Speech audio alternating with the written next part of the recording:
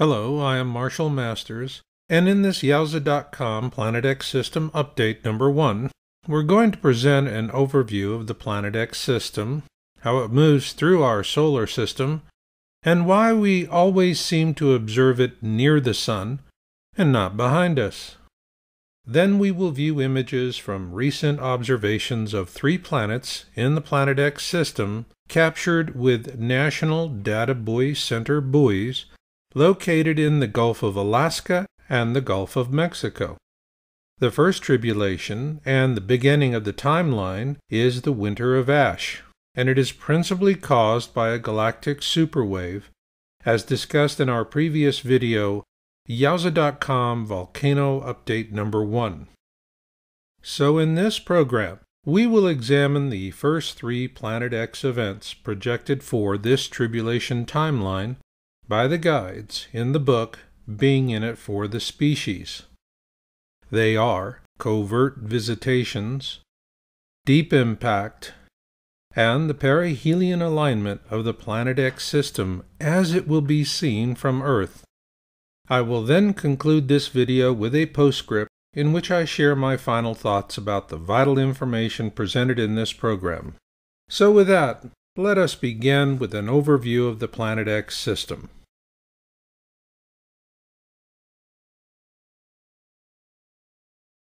In the book Being in It for the Species, the guides give us very specific descriptions of the various bodies in the Planet X system.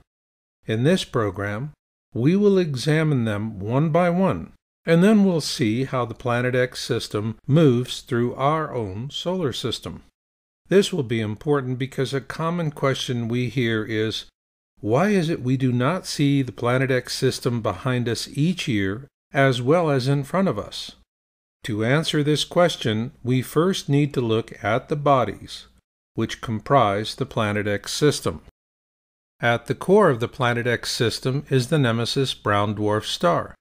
It is 56 times the size of Earth and has the mass of 171,000 Earths.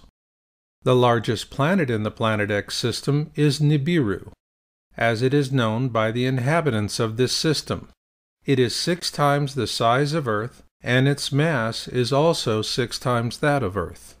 It has a moon we named Ferrada, in memory of astronomer Carlos Muñoz Ferrada.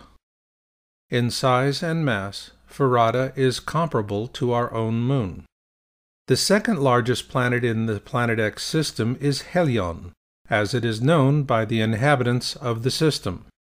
It is 3.5 times the size of Earth, but as a bright gaseous planet, Its mass is only 2.5 times that of the Earth. It also has a moon we named Harrington in memory of the U.S. naval astronomer Robert Sutton Harrington. In size and mass, Harrington is comparable to our own moon. The smallest of the 3 planets is But, as it is known by the inhabitants of the system. It is 2.5 times the size of Earth, and likewise its mass is also 2.5 times that of Earth. But is in a very fast orbit around Nemesis, relative to Nibiru and Helion, and has no moon.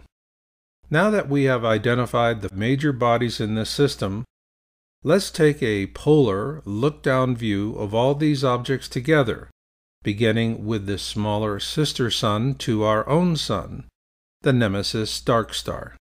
Nemesis is what is known as a brown dwarf star, which means it is small and very dirty and cannot be seen in the visible light spectrum until it is well inside our own system.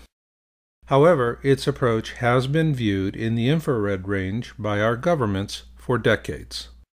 The nearest planet to Nemesis is Helion, a bright gaseous planet, and here is its moon, Harrington. Next out is But, the lonely fast mover in the system. And in the outermost orbit around Nemesis is Nibiru, which according to the ancient Sumerians means the planet of crossing. And finally, furthest out from the Nemesis dark star is Nibiru's moon, Farada. To get an idea of how large the Planet X system is in relationship to our own system, let's overlay one upon the other. To do that, we begin with our own sun. Next comes Mercury, then Venus, our own lovely third rock from the Sun, Earth, then the mysterious red planet, Mars, and finally Jupiter.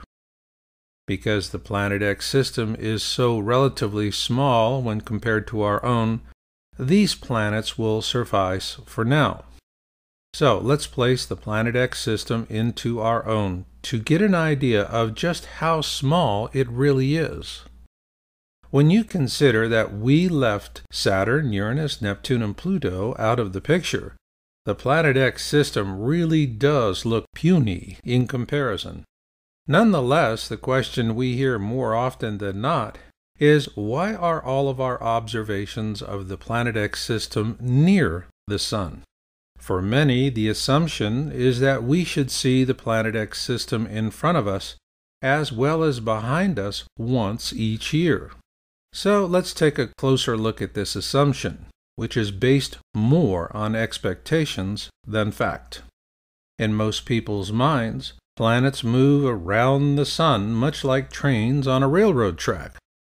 You know where they're going, just like freight trains traveling on fixed rails. However, the Planet X system moves through space more like an airplane, and unless you're a flyer or you've taken a few flying lessons, this can be difficult to grasp at first.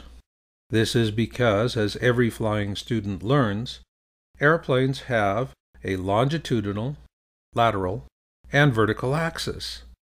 Hence the term flying by the seat of your pants, because an important part of becoming a pilot is the ability to feel the orientation of your aircraft with your tuchus.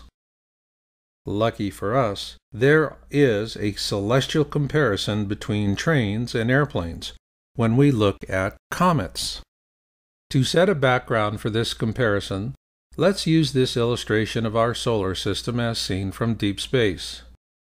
That outer ball, which has a cutaway section in this illustration, is known as the Oort cloud, and it is made up of all the debris left over from the formation of our solar system. Occasionally, a comet flies in from deep space and passes through our solar system. Called rogue comets, these comets are fast movers, and if they keep their distance, they can avoid being captured by the gravity of our own Sun, at which point they fly right out the other side of our solar system, back into the pitch-black darkness of deep space, never to be seen again. Ergo, these rogue comets are what you might call the celestial freight trains,